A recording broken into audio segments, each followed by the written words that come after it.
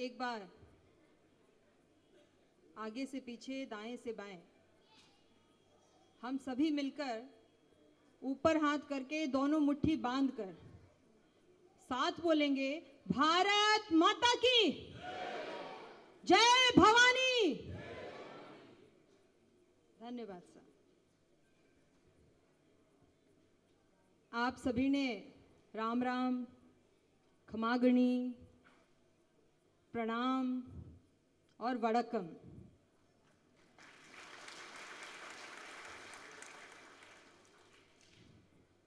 मंच पे पधारे सभी अतिथिगण, यहाँ उपस्थित मेरी मातृशक्ति, जिसकी यहाँ पर संख्या देखकर और इस हॉल में आप लोगों की संख्या देखकर मैं पूरे ट्रस्ट को बहुत बहुत बधाई देती हूँ कि आपका इस बार का कार्यक्रम पूर्ण रूपेण सफल रहा।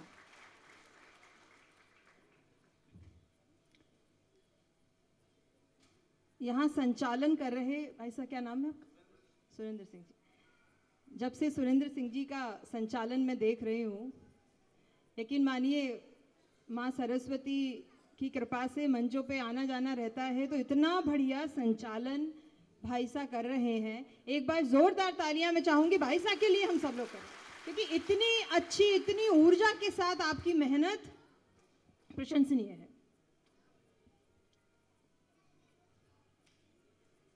ये मेरे लिए मेरा परिचय दिया कि मैं फला फला हूँ, वहाँ से पधारी हूँ, जयपुर से आई हूँ, कोटा से आई हूँ, लेकिन यकीन मानिए कि मेरा सबसे बड़ा परिचय मैं खुद देने जा रही हूँ आप सभी को, कि मैं इस परिवार की जो बेटी के रूप में मेरा परिचय है, कि राजस्थान से मेरा परिवार यहाँ आके चेन्नई में जिस तरीके से बसा है, जिस तरीके से रह रहा है, और जो एकता का प्रतीक आप सभी लोग बयां कर रहे हैं, चेन्नई की गूंज जो राजस्थान तक जा रही है, पूरे देश तक जा रही है, हमारे राजस्थानी, मारवाड़ी, राजपूत समाज के लिए, एक बार आप लोगों के लिए मैं चाहूंगी, एक बार अपने खुद के लिए आप लोग तालियां बजाएं।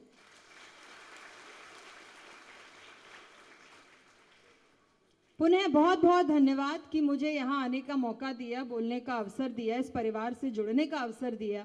मेरे पिताजी भी यहाँ मौजूद हैं। बहुत अच्छे कॉम्पिटिशन्स रखे जा रहे हैं।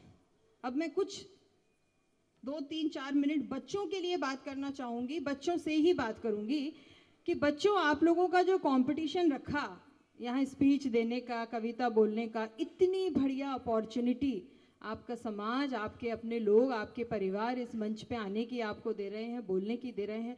पूरी कॉन्फिडेंस के साथ में बोलिए। आपने बहुत अच्छा बोला। इस तरीके के कार्यक्रम जो हैं, मैं राजस्थान में रहती हूँ, देखती हूँ, लेकिन चेन्नई में इस तरीके के कार्यक्रम जो मैं आज देख रही हूँ, बहुत बहुत अंदर से जो है मैं गदगद होकर जाऊंगी यहाँ से।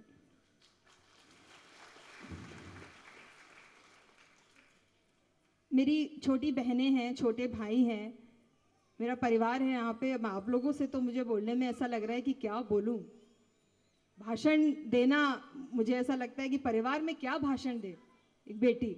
लेकिन छोटे भाई बहनों से मैं ज़रूर एक चीज़ बोलूँगी कि हमारा समाज, खासकर बेटियाँ, यहाँ जितनी बाईसा छोटी बड़ी मेरी बहनें यहाँ उपस्थित हैं, आप सभी, आपका परिवार आपको आगे बढ़ाता है, तो आप दोगुनी ताकत के साथ में आगे बढ़ें। आप जिस भी क्षेत्र में काम कर रही हैं, मेरी बहन एक डॉक्टर है, मेरी बहन एक LLB है, इतने अच्छे मार्क्स आप लोग लेकर आए हैं, समाज ने आपको प्रशंसा पत्र दिया, प्रशंसा करी, आपकी स्टेज पे आपका स्वागत किया, सम्मान किया। मैं अपनी बहनों से यही बोलूँगी, अपनी छोटी सी यात्रा अपनी बहनों से डिस्कस करूँगी कि मैं खुद इंजीनियर हूँ बाय एकेडमिक्स, मैंने नौकरी भी करी है। उसके बाद मैंने मास्टर्स किया सोशल वर्क में, समाज कार्य में, दिल्ली यूनिवर्सिटी। कई लोगों का सपना होता है वहाँ जाने का। उसके बाद में मैं राजनीति में आई। राजनीति में आने का या कुछ काम करने का मेरा अर्थ सिर्फ ये नहीं था कि भाई राजनीति में आके फला फला हमें टिकट मिल जाए, फला फला हमें पोजीशन मिल जाए और हम जो है वो प्रशंसा लेते फिरे, नहीं, कुछ करके देना है समाज को, अपनी छोटी बहनों को कुछ ऐसा करना है अपनी मातृशक्ति के लिए कि मातृशक्ति जो हम बात करते हैं कि हम बराबरी जो मांगते हैं, जो बराबरी की बात करते हैं, वो मांगने की जरूरत नहीं है, हम अपने आप में बराबर हैं।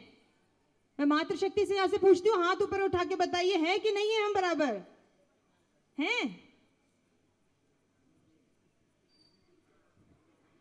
मेरी बहनों,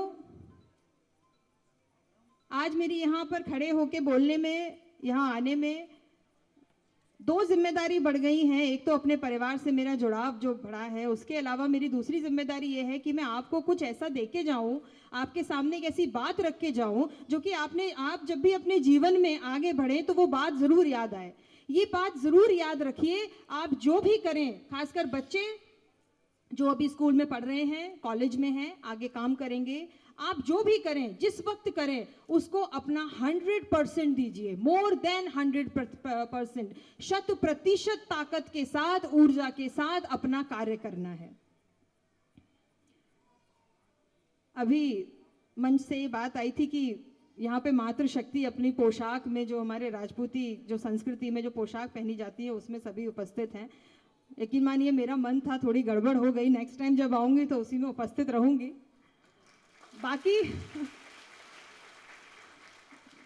बाकी एक एक्सपीरियंस एक साझा करती हूँ, अनुभव, कि मैं उत्तर प्रदेश चुनाव में गई थी, रायबरेली की प्रभारी थी। तो वहाँ पे जब मैं साड़ी या सूट में जाती थी तो नॉर्मल रिस्पॉन्स आता था कि चलो मैडम आई हैं, दीदी आई हैं, बातचीत हुई। जब मैं पोशाक में जाती थी, जब भी मैंने पोशाक पहना और जब मैं फील्ड में गई, तो उसका जो रिस्पॉन्स था, वो लोग जुड़ते थे, वो लोग सुनने के लिए आते थे, लोग समझते थे कि सोचिए हमारी पोशाक की, ये बात मैं इसलिए नहीं कर रही कि राजपूत समाज में खड़ी हूँ, नहीं, ये हमारी पोशाक की सर्व जाति है, 3600 कौमों में इतनी बड़ी ताकत है बहनों, इतनी बड़ी ताकत है मातृशक्ति कि बहुत अच्छा लगता है जब इंग्लिश बोली जाती है। कोई डॉक्टर होते हैं, कोई आरएएस होते हैं, कोई आईएएस होते हैं, पॉलिटिक्स में होते हैं, जब वो पोशाक पहन के उतरते हैं, बहुत गौरवान्वित फील होता है। राजपूत होने पे गौरवान्वित फील होता है और अपनी संस्कृति, अपनी सभ्यता पे गौरवान्वित फील होता है।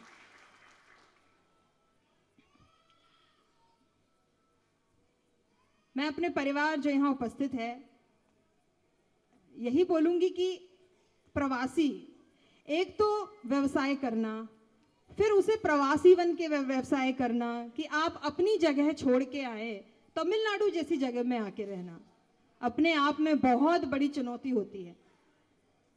उसके बाद में दो सभ्यताओं का सामंजस्य रख के यहाँ पे रहना, एक तो तमिल, दूसरा अपने राजस्थान की सभ्यता, संस्कृति, राजपूताना, मारवाड़ी सभ्यता। आपके ऊपर दोहरी जिम्मेदारी को जिस तरीके से आप निभा रहे हैं, मतलब मैं क्या बोलूं, मुझे नहीं समझ में आ रहा इस वक्त कि आपको मैं क्या बोलूं ऐसा, बट मैं खुद बहुत ज्यादा सीख के जा रही हूं आप लोगों से। और ये मैं जाके अपने राजस्थान में बखान करने वाली हूँ कि मेरा परिवार, मेरे लोग, मेरे मारवाड़ के, मेरे राजस्थान के, मेरे राजपूत फैमिली तमिलनाडु में परचम लहरा रहे हैं। और इस कार्यक्रम की खबर हमारे मारवाड़ के जो मंत्री जी हैं, केंद्र में जो अपना परचम लहरा रहे हैं, माननीय आदरणीय गजेंद्र सिंह शेखावत जी, इस कार्यक्रम की पूरी खबर मैं जाके उनको भी देने वाली हूँ कि मेरी उपस्थिति, मुझे कैसा सम्मान मिला, एक बाईसा के रूप में अपने मेरे पूरे परिवार ने कैसे मुझे स्नेह दिया, किस तरीके का सम्मान दिया, और कितना बढ़िया कार्यक्रम हो रहा है। और उनसे मैं निवेदन भी करने वाली हूँ, मैं आप लोगों से भी बोलूंगी कि एक बार उनको भी आप अतिथि के रूप में बुलाएं, और मैं उनसे बोलूंगी, जरूर बोलूंगी कि सर एक बार आप वहाँ पे जरूर जाएं और हिम्मत बढ़ाएं। मुझे पता आए होंगे यहाँ पे, है ना? नहीं आएंगे, अब आएंगे, मैं बोल के जा रही हूँ, जिम्मेदारी।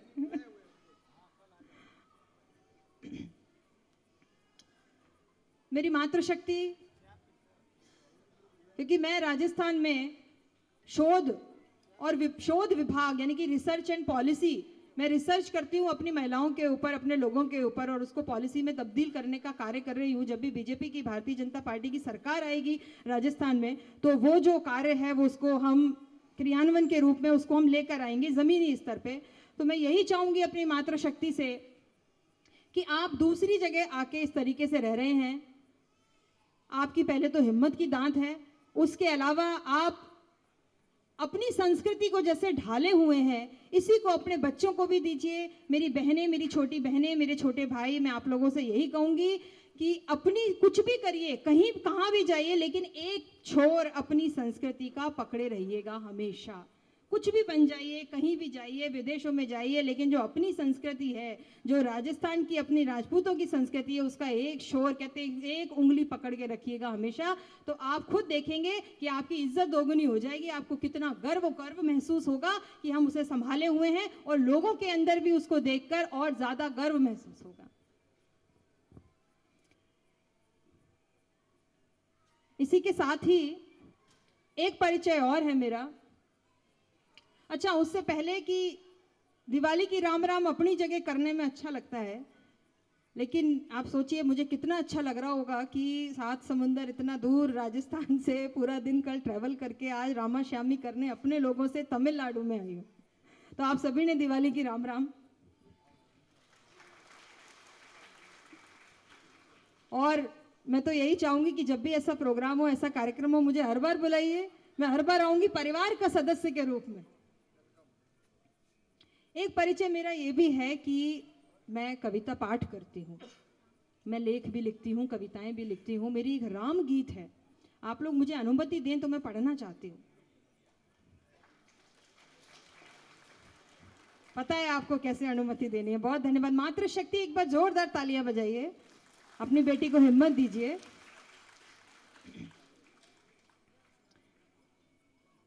पूरे देश में कई जगह पर, कई प्रदेश में जाके रामगीत मैंने पढ़ा है। तमिलनाडु का चेन्नई अछूता था, तो अपने लोगों के बीच में अपने लोगों ने यहाँ बुला के मुझे ये भी छू दिया। मेरे रामगीत आज मैं यहाँ भी पढ़ूंगी, और यकीन मानिए बहुत बड़ा सौभाग्य है मेरा। सुने, एक बार सब मिलके बोलेंगे जय श्री राम।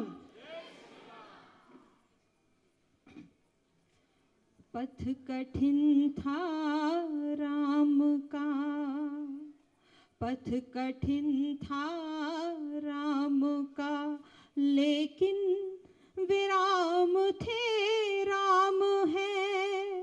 पथ कठिन था राम का, लेकिन विराम थे राम है। भव भय हरणा राम है, और आदि नारायण राम है।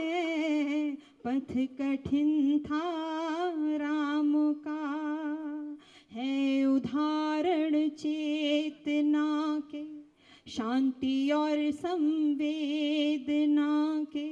रामायण का सार लला है, नाम है दूजा वेदना के।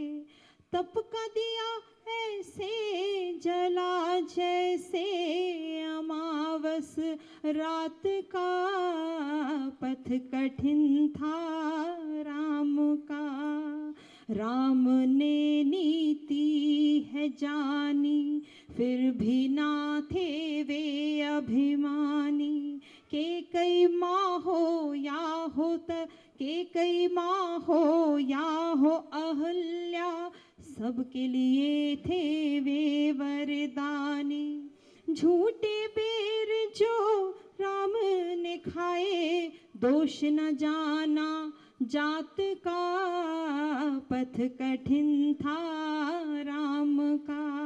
बोलो राम जय जय राम, बोलो राम जय जय राम, बोलो राम जय जय राम, बोलो राम जय जय राम, बोलो राम जय जय राम, बोलो राम जय जय राम, बोलो राम जय जय राम, बोलो राम जय जय राम। बहुत बहुत धन्यवाद। ये राम गीत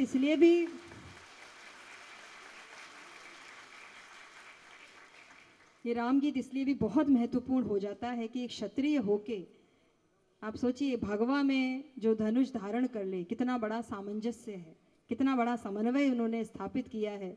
और हमारे सूर्यवंशी राम को, जय श्री राम को बहुत बहुत प्रणाम आप सभी की तरफ से। धन्यवाद जी, बहुत बहुत धन्यवाद। एक बार जोरदार पैसा के लिए जोरदार तालियां बजाइए। भगवान श्री राम को याद किया है, क्योंकि भक्ति भाव दिखाए थे हनुमान ने जला दी थी लंका। वैसा सुनिएगा, भक्ति भाव दिखाए थे हनुमान ने जला दी थी लंका। राम ने भी आरे वीरता का बजा दिया था डंका। उठाकर तीर शोक दिया सागर को, उठाकर तीर शोक दिया सागर को। संत पापियों के खातिर चक्र उठाना पड़ा नटवर नागर को, संत पापियों के खातिर चक्र उठाना पड़ा नटवर नागर को। मीरा भी हिचकिचाई नहीं जहर का प्याला पीने को, मीरा भी हिचकिचाई नहीं जहर का प्याला पीने को। धर्म के खातिर राणा सांगा ने घाव खाए थे सीने को। और अब कष्ट है प्रभु श्री राम पर, ए राम भक्तों खून अपना खोलना होगा और इस हिंदुस्तान में रहना है तो जय जय श्री राम कहना होगा। एक पिता के लिए इससे बड़ी फक्र की बात कोई नहीं हो सकती।